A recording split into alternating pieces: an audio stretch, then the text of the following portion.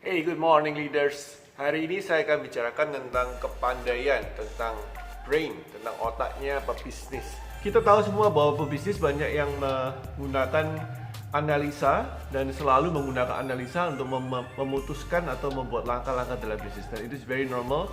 Hanya saya kasihin sedikit warning kali ini adalah kalau Anda berpikir kritis di tempat yang salah, di momen yang salah, di part of thinking yang salah. Jadi ada beberapa proses berpikir.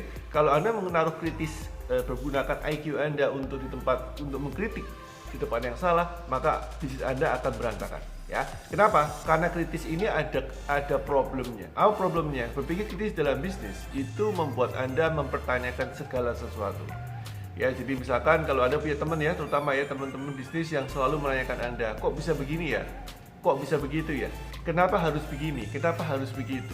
Apa yang membuat konsumen mau beli?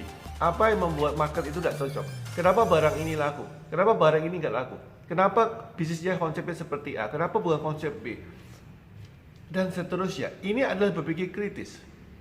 Mempertanyakan sesuatu, segala sesuatu dalam bisnis itu sangat bagus. Tapi kalau Anda mempertanyakan ini di konteks sebelum bisnis Anda mulai, sebelum Anda melangkah, ini berbahaya sekali. Kenapa? Karena berpikir kritis itu memiliki problem pertama yang paling besar adalah bikin Anda kecanduan. Ini semacam infotainment sebetulnya, semacam gosip di dalam bisnis ya. Anda kalau melihat infotainment itu kan membuat Anda kemudian membayangkan segala sesuatu ya, menggosipkan A, menggosipkan B, ya, Anda merasa otak Anda ini memiliki kayak semacam energi ya. Dan semakin Anda kasih otak Anda dengan cerita-cerita seperti itu, semakin berkhayal, semakin menebak-nebak apa yang terjadi, semakin berhipotesa-hipotesa, otak Anda semakin senang karena memang kerjaannya otak kita ini memang mikir. Nah, ini sangat menyenangkan ya, terutama kalau Anda punya bisnis yang teman-teman Anda punya bisnis yang kurang bagus, itu Anda senang sekali menganalisa ya, jadi gibah, jadi gosip, jadi menganalisa. Tuh kan, udah saya beritahu bisnis seperti itu tidak jalan, nggak bisa pakai cara itu. Ya Anda jadi sok untuk memberikan skenario. Ini namanya adalah berpikir kritis di tempat yang salah. Ya hati-hati ya, ini sangat addicted sekali, sangat kecanduan. Tolong digarisbawahi, ini adalah candu dalam bisnis, sangat candu. Nah, as a coach, tugas saya biasanya akan men-stop candu itu dan akan bilang no, stop it. Ya, terus bagaimana coach? Berpikir kritis itu saya arahkan, energi itu tidak bisa dihilangkan ya. Kalau Anda pengusaha, Anda pasti berpikir yang kritis. Gak mungkin pengusaha itu tidak kritis ya. Ada beberapa pengusaha yang sangat tidak kritis atau sangat seperti almarhum Bob Sadino itu sebetulnya kritis, tapi dia menggunakan istilah yang lain ya. Jadi dia lebih ke arah pasrah sebetulnya. Jalankan dulu. Bahkan kalimat yang paling sering dikatakannya adalah bisnis apa yang paling bagus, bisnis yang bisnis apa yang paling bagus, bisnis yang berhenti ditanyakan dan dilakukan. Ya itu kan kalimatnya Bob, Om Bob. Ya, nah saya biasanya melakukan begini, saya stop berpikir kritis di depan. Jangan tanyakan dulu, tapi investigasi. Jadi investigasi itu beda dengan kritis. Investigasi ini adalah proses otak Anda untuk melakukan eksperimen. Ya, jadi investigasi atau eksperimen ini adalah bagian dari otak Anda untuk mencari sesuatu berdasarkan faktual, bukan menganalisa berdasarkan hipotesa, bukan membuat sebuah cerita skenario sebelumnya. Ya, beda ya. Jadi kalau hipotesa atau skenario sebelumnya itu Anda tidak mencari eksperimennya, Anda tidak melakukan scientific approve di dalam lapangannya, tapi Anda membuat sebuah skenario, cerita sebelum fakta. Cerita sebelum fakta itu berpikir kritis di tempat yang salah ya. Nah, saran saya adalah Anda eksperimen dulu untuk menemukan fakta di lapangan. Contoh yang paling gampang adalah menemukan market Anda.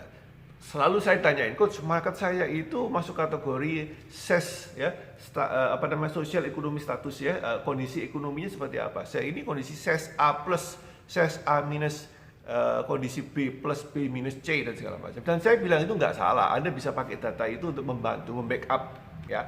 Tapi walaupun Anda masuk di kategori status ekonomi sosial yang A atau B atau yang C, itu pun juga tidak bisa jelas. Anda mesti melakukan eksperimen. Misalkan ada orang yang strata ekonomi yang A tapi suka barang-barang yang murah.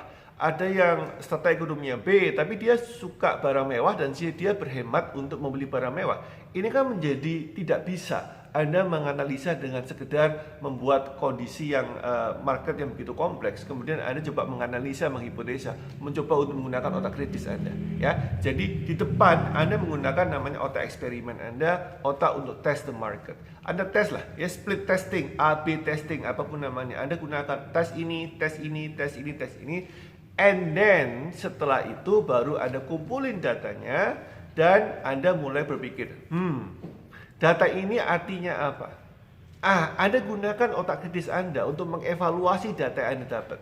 Ya, so bedanya adalah apa? Kalau Anda menggunakan otak kritis Anda setelah eksperimen, maka hasilnya itu akan akurat dan Anda bisa act upon it. Anda bisa acting, Anda bisa Anda bisa mengambil sikap jelas, Anda bisa mengambil tindakan jelas terhadap fakta, data, dan hasil critical thinking dari fakta itu.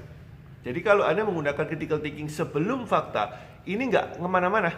Jadi Anda end up adalah menggunakan hipotesa lain, akhirnya jadi pembenaran, jadi justifikasi, malah jadi rasan-rasan, jadi gibah, ya, jadi membenarkan diri. Karena juga Anda bisa menggosipin diri sendiri ya, tahu nggak gosip diri sendiri seperti ini?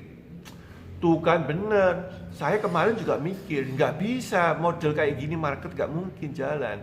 Jadi Anda kemudian membenarkan diri Anda dengan tidak melakukan apa-apa karena Anda sudah melakukan hipotesa sebelumnya bahwa itu nggak benar.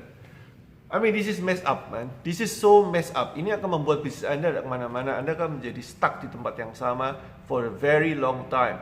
Dan Anda akan end up menyesal. You will regret this. Anda akan menyesal ini. Okay? So, kuncinya cuma satu. Anda berpikirlah kritis setelah eksperimen. Okay? Kritis setelah eksperimen. So guys, that's it. Nggak panjang-panjang, silakan Anda berpikir kritis di tempat yang benar. Jangan sebelum eksperimen. Eksperimen, and then kritis, and then action. Happy Sunday my friends, semoga bermanfaat. I see you tomorrow. Bye-bye.